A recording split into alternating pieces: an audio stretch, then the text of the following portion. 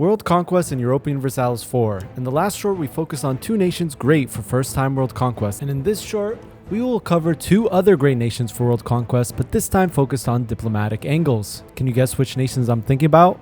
Lebanon.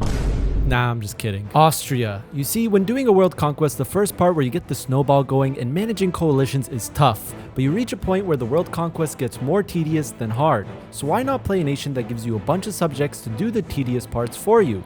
And that's exactly the idea with Austria. The key to revoking the privileges of the HRE princes lies in the ability to generate as much imperial authority as possible. In the early game, focusing on getting all the imperial lands held by non-HRE members is the best for gaining imperial authority immediately. You can declare on Provence to release Lorraine and taking these two provinces, attack Burgundy, take their capital, which will immediately move their new capital to Salins, a province in the HRE, making them join the HRE. You then can release Bar and give Burgundy back their capital, declare war on Venice for these two provinces, then using the Secure Electors mission to make Bohemia a personal union. Then you can get Hungary as a personal union by either event or mission, then Milan from an event, and eventually Poland from a mission, making you super strong, super early in the game. Afterwards, reining in the Italians before 1490 and aiming to revoke the privileges of the HRE by at least 1550 before the Reformation takes a huge hold over Europe.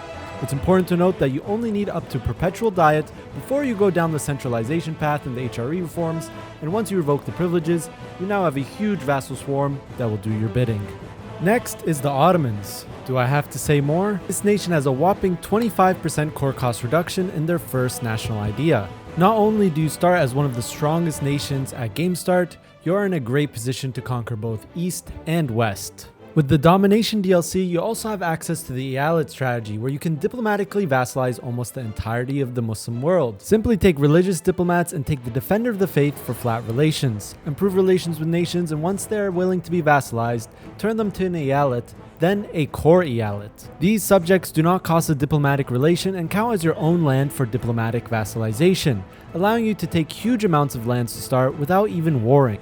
The mission tree also gives you insane claims and the ability to conquer all of Egypt very easily. Now you know another two nations that are great for world conquest and Europa Universalis IV. Subscribe for more.